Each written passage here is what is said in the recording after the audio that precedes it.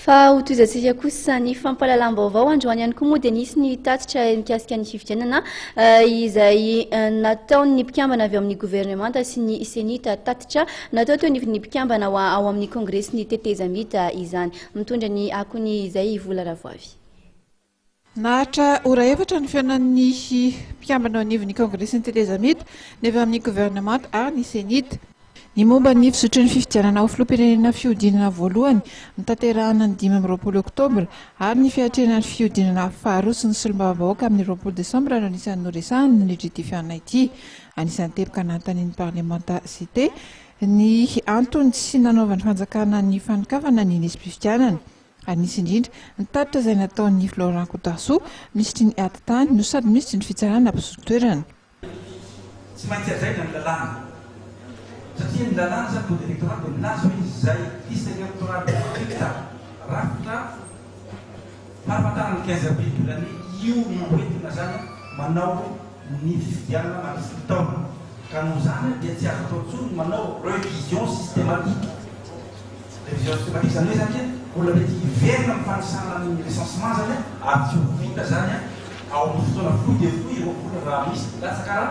ary efa mazava tenin'ny ministre des finances fa tsy manambola intsony ny fanjakana anaovana révision systématique fa mila asa be zay zavatra zay ny mpamatsy zany manapaka senita atsika amin'ny disposition électorale efa niaraka koa fa zany gouvernemanta zany dia zany na tsy manambola dia tsy atao zany révision systématique. Zavatra nankatahana amin'ny senita zany amin'ny trafitasy voalaza teo dia fafidirana ao anatin'ny liste électorale izay olona bezo araky fitanisana araky isaky ny sokatsiny zay ataoko teo aloha teo fa ny révision systématique dia tsy mety araky ny mba lazay teo dia efatitsika moa zany ny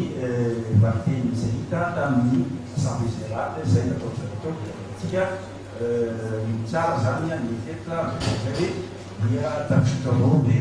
olona bezo amin'izay valideny zay isa tsia. Zay zany natao hoe fizavana hofohy aby aminay raha eto. Ny sosikevina ataonay zany recommandation mba hanatsaratsara amin'ilay deuxième tour zany sy fifidianana solombavavahoaka dia hoe fampidirana zany an'ireo olona zay intégration satria ohatran'ny laza manko zareo governy hoe ny article 31 amin'ny code électoral mampiaro zany hoe tsy maintsy makany ao tribunal ireo olona reo dia ny ao tribunal zany mamoaka ordonnance zay avo mametaka rajout na annexe fa zany senita fidirana ny olona reo ohatrany marse efa ihany zany fanaitsika etanarivo na ny olona itafenarana zao na olona zataprova ka nandeo ny tribunal ka raha ny olona ataontsika hoe any ambanivohitra tabe any amin'ny tribunal zany dia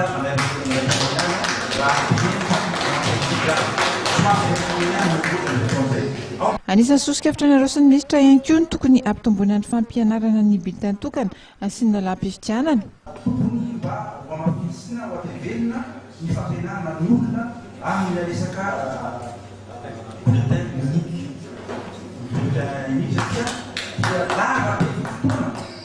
be fotoana fa tsy ohatran'ny teo aloha manaraka an'izay misy kesitra reprouve zany any vote de vote any. Raha ataontsika hoe ny 18 sy ny 8 nefa 18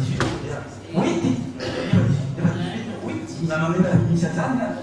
eto tanay zany hoe misy komberaka zany amin'ny bureau de vote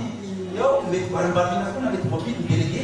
ka tokony mamafitsina mihitsy zany